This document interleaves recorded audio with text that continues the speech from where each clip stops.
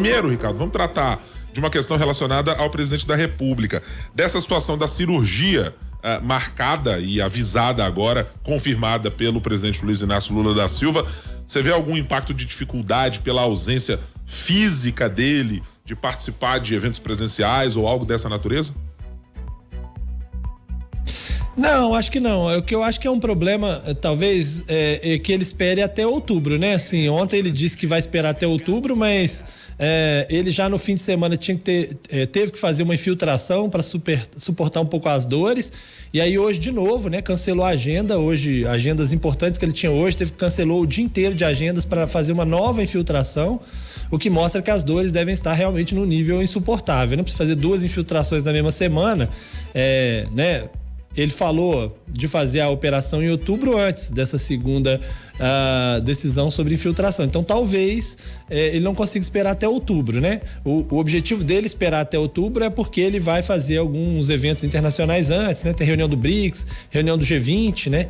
E depois também ele tem uma reunião com o Biden. Então, ele diz que tem que ficar ali entre essas duas coisas e que isso só seria possível em outubro, né? Mas precisa ver se ele vai conseguir resistir até outubro, né? E outra coisa é o quanto essas dores estão atrapalhando também o dia a dia mesmo, essas articulações, essas coisas, porque, como ele mesmo disse, né? Você ficar o tempo inteiro negociando, conversando, estando com dores, pode ser um problema, mas a ausência especificamente física durante algum tempo, não vejo problema. As pessoas costumam fazer reuniões lá no Alvorada, é muito comum, inclusive.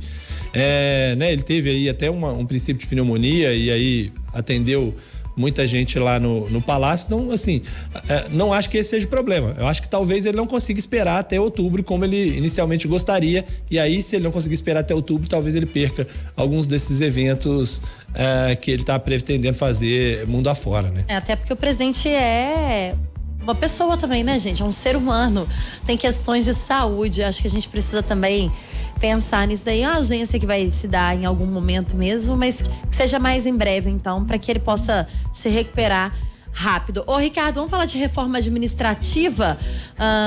Arthur Lira propondo, então, agora mais essa questão. E aí?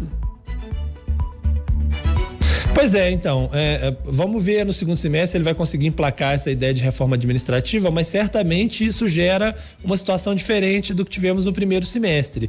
No primeiro semestre avançaram algumas reformas na Câmara, né? A reforma tributária que passou na Câmara, as próprias votações que o governo tinha interesse de fazer, a reforma da esplanada, a questão do CARF, o arcabouço fiscal, que eram pautas que interessavam ao governo e a Lira ao mesmo tempo, né?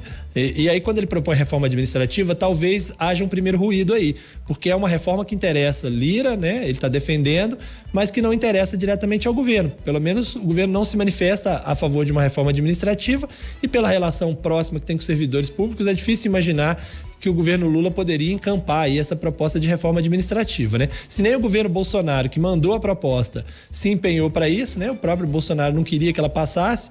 É difícil imaginar que com Lula vai ser diferente, né? E a reforma administrativa que está colocada na Câmara, que é essa que o Lira propõe votar, ela é uma reforma complicada também. Ela tem vários problemas, porque ela não tira, por exemplo, os penduricalhos, os benefícios lá do judiciário, do MP, ela cria novos benefícios para militares. Então também não seria uma reforma fácil de passar, e que se passasse também não seria a mais adequada, embora uma reforma administrativa seja importante. E acho que isso vai acabar gerando um ruído, porque tem outra reforma tributária para vir pela frente, que é a segunda parte, tem ainda o resto da votação dessa, então acho que talvez isso gere um embate aí entre o Lira e o governo nesse segundo semestre. E é curioso o caso de Arthur Lira pensar nisso, a não ser, me parece, Ricardo, que tem algum interesse específico de que mudanças também sejam acopladas nessa mudança administrativa, nessa reforma administrativa, para ampliação de espaço ou para alguma coisa dessa ordem. Eu não acredito que possa acontecer, porque o governo está com as contas apertadas, inclusive em busca de mais arrecadação.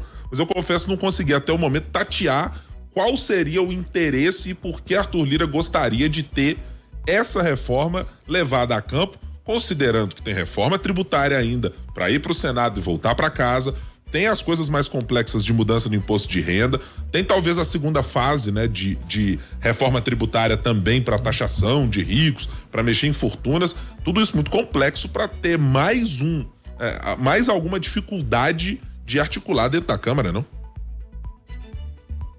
É verdade, mas assim, o que o Lira pensa, ele tem uma pauta bem ligada à pauta econômica, fiscal, a reforma tributária, a reforma administrativa, o arcabouço, tudo vai na mesma linha de tentar melhorar o cenário fiscal brasileiro, né?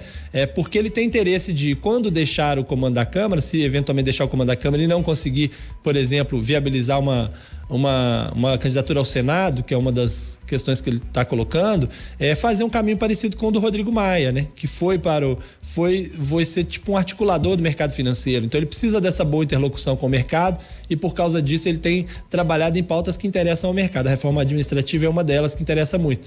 É um dos trabalhos que Arthur Lira está tendo nesse momento para garantir um futuro mais adiante ali, fora do poder, mas fora do poder do ponto de vista institucional, mas ainda numa posição de poder, como Rodrigo Maia hoje tem nos bastidores, uma posição de poder também, né?